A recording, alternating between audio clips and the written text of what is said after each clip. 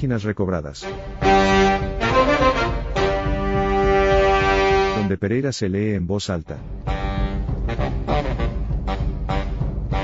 Un espacio creado y dirigido por Mauricio Ramírez Gómez.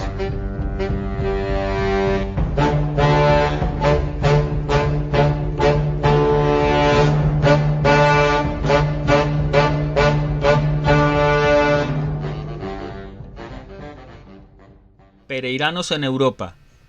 Una crónica de Ricardo Sánchez Arenas, tomada de El Diario Pereira, el 19 de noviembre de 1942.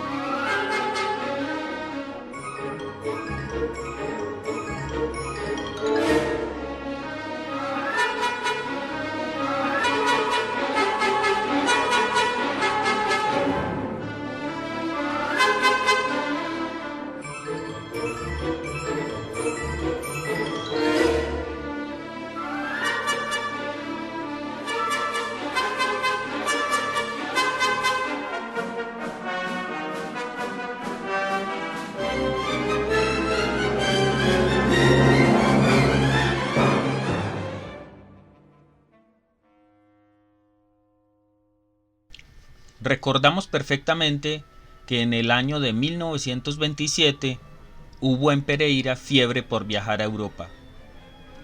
Eran los tiempos en que se desarrollaba la compañía constructora de Pereira y cuando cualquier montañero, por infeliz que fuera, tenía en el carriel 5 o 6 mil pesos en billetes nuevecitos. Vivíamos en la época de las 7 vacas gordas. Todos creíamos que Pereira, que ya era la perla del Otún y la sucursal del cielo, iba a ser también la capital del departamento. Todos fumábamos cigarrillos Chester y echábamos humo por el colmillo. Nada de raro pues tenía que muchos consideraran que un viaje a Europa fuera un asunto mogollo, y fue por eso por lo que rápidamente se organizó la primera caravana. Después de los preparativos, que fueron muy cómicos, se fueron Epifanio Gaviria y su hijo Rafael, don Alfonso Jaramillo y don Manuel Mejía Robledo, el tuerto Alfredo y Joaquín Gómez, Ernesto Villegas y Leonidas Jaramillo, Bernardo Mejía Marulanda y Fernando Jaramillo Ángel, Manuel Marulanda Gutiérrez, el malogrado Manuelito, hijo de don Roberto, y no recordamos por el momento cuántos más. Según lo supimos después, aquello fue un paseo muy divertido que algunos limitaron a 4 meses y que unos cuantos prolongaron a 10, pero lo cierto fue que a mediados de 1928 todos estaban otra vez en Pereira, la mayor parte con la cola entre las piernas.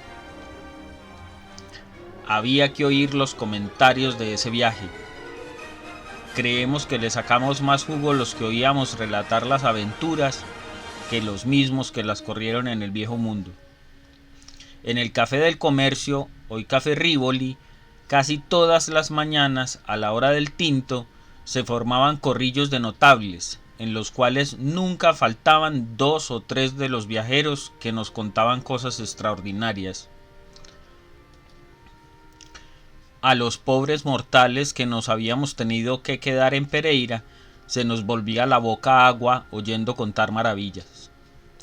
Todos habían pasado por el Arco del Triunfo, todos habían subido a la Torre Eiffel, todos habían visitado la tumba de Napoleón y no se quedó quien no hubiera bailado con Josefina Baker y con la Mistinguett en el Molino Rojo.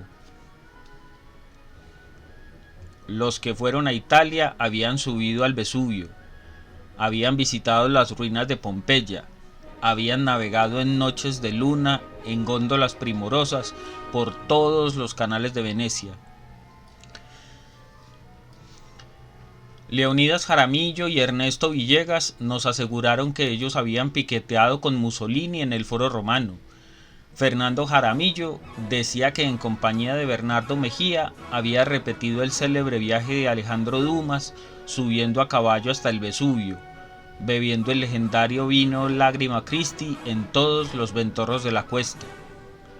Don Epi nos garantizaba que había almorzado con D'Annunzio en un célebre restaurante de Roma, y así por el estilo, cada cual nos enjaretaba sus correspondientes hazañas. Nosotros siempre quisimos darle un poco de cuarentena a todo aquello, pero no hubo necesidad, porque una mañana cualquiera, cuando era más animada la charla y en momentos en que Fernando Jaramillo tenía el taco, llegó al Café del Comercio Manuel Marulanda y los paró en la cabeza.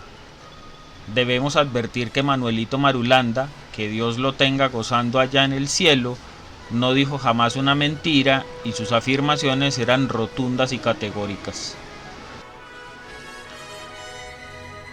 Llegó Manuel en compañía de Alejandro Gómez y pidió un par de whiskies dobles.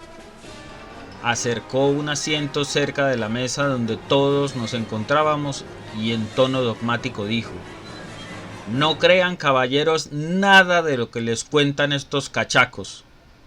Yo ya sabía que aquí se reunían todas las mañanas a comer chete y a zamparles mentiras hasta por el lado de Montar. Yo fui a Europa precisamente a ver cómo era eso por allá y volver aquí para no dejarme descrestar. No hay tal que hubiéramos conocido ni siquiera la 10ª parte de lo que estos cuentan. Nunca supimos quiénes fueran, ni siquiera que existían Josefina Baker y la tal Mistinguett. A todos nos dio miedo subir a la Torre Eiffel. Fuimos a varios museos y nos quedamos en las mismas porque nadie entendía nada. Éramos tan pendejos que en el Museo del Louvre, Joaquín Gómez, mostrándome un cuadro que representaba a una mujer muy hermosa, rodeada de muchachitos chiquitos, me aseguró que esa era la Venus de Milo. Todos nosotros en París éramos una parranda de montañeros que no sabíamos decir ni mamá en francés. El único que sabía decir merci y monsieur era Leonidas Jaramillo y a todos nos parecía mucha gracia. Todos éramos víctimas de intérpretes que chapoteaban el español y que nos hacían comprar las cosas al doble y al triple de lo que valían. Ni siquiera conocimos los billetes que manejábamos. En París, por un trago de una cosa muy maluca, muchísimo peor que el aguardiente de aquí, nos arrancaban un montón de francos y el intérprete decía que eso era mucho barato. Yo solo sé decir, continúa Manuelito, que todas las mañanas iba a donde Arango Salvador a que me diera 1000 francos y que por la tarde no tenía ni un solo chimbo. Todos vivíamos como perros con gusanos, hechos unos pendejos, suspirando por volver a Pereira. Joaquín Gómez y Alfredo Jaramillo se mantenían llorando a moco tendido porque no habían podido encontrar frisoles y mazamorra, y se pasaban todo el santo día en el Café Madrid, donde había un mesero que sabía hablar español. En la única parte que nos pudimos desenredar un poco y estar a las anchas fue en España, y eso a medias, porque todo el mundo nos metía eses y zetas por todas partes y casi no les entendíamos nada. Que no me vengan a mí con cuentos ni con vainas, que en la única parte que nos volvimos a sentir gente y a quedar en nuestra plata fue en Buenaventura cuando desembarcamos, no obstante que los negros que nos pasaron las maletas se empeñaban en hablarnos en inglés.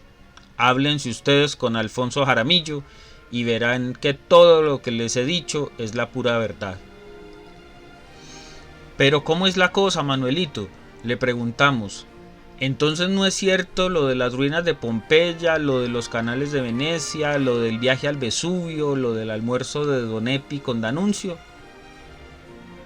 ¿Qué va, hombre? No sea marrano, no se deje descrestar. Sí, hay canales en Venecia, sí hay Vesubio, y sí hay allá una cosa que dice que son las ruinas de Pompeya, pero nosotros no nos dimos cuenta de nada. Las tales ruinas de Pompeya son unos peladeros infelices y llenos de tapias viejas y de barrancas, igualitos a la falda del Piñuelo allí cerca de Cartago. Lo que pasa es que el intérprete o guía le llena a uno la cabeza de cucarachas y le mete chucha por guagua, en todo lo que le muestra y en todo lo que le dice. Recuerdo que yo fui a conocer las ruinas de Pompeya en compañía de Manuel Mejía Robledo y de un muchacho Buritica de Armenia. En el hotel de Nápoles nos proporcionaron un vaquiano que dizque sabía volar. Cogimos un automóvil y como a la hora se paró frente a unos arenales llenos de cuevas y tramos de muros y columnas. Allí fue Pompeya, dijo. Todo esto que ustedes ven lo cubrieron las lavas del Vesubio en su erupción de 1900. Aquellas columnas que ustedes ven allá abajo sostuvieron el templo de Apolo. Más acá, en esa hondonada, quedaba la casa de Benvenuto. Por un lado pasaba la calle de Durazo. En aquella cuevita del frente encontrarán a la Venus de Milo, etc. Don Manuel Mejía, con la educación que lo caracteriza, decía que todo le parecía sumamente interesante. Buritica estaba de acuerdo con don Manuel, mientras yo me empeñaba en divisar a Cartago detrás de cualquier barranco de esos. Eso es la falda del Piñuelo, ni más ni menos. Y el viaje al Vesubio y el vino Lágrima Christi y la montada a caballo, ¿qué hay de cierto en eso? Mentiras, puras mentiras. El tal Vesubio es un cerro muy parecido al Alto del Nudo echando humo por la punta. Allá se sube por un funicular muy desaseado que huele a camisón de loca. Uno no ve nada y antes de llegar a la cima ya está rogando a Dios porque lo bajen de esa cosa tan maluca. Y en cuanto al almuerzo de Don Epi con Danuncio, no le crean nada al pobre viejo. En París se tuvo que estar en el hotel como 5 días sin salir a la calle mientras le hacían una caja de dientes, pues la que tenía la vomitó en el mar la misma noche que nos embarcamos en Buenaventura.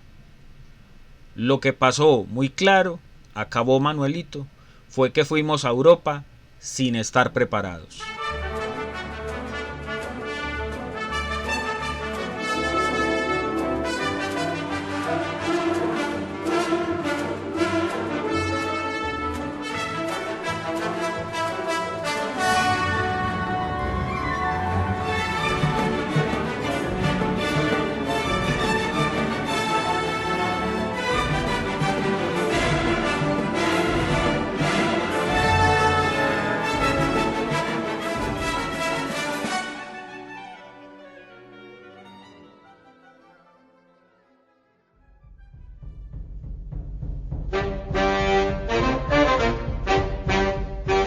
Páginas recobradas. Donde Pereira se lee en voz alta. Un espacio creado y dirigido por Mauricio Ramírez Gómez.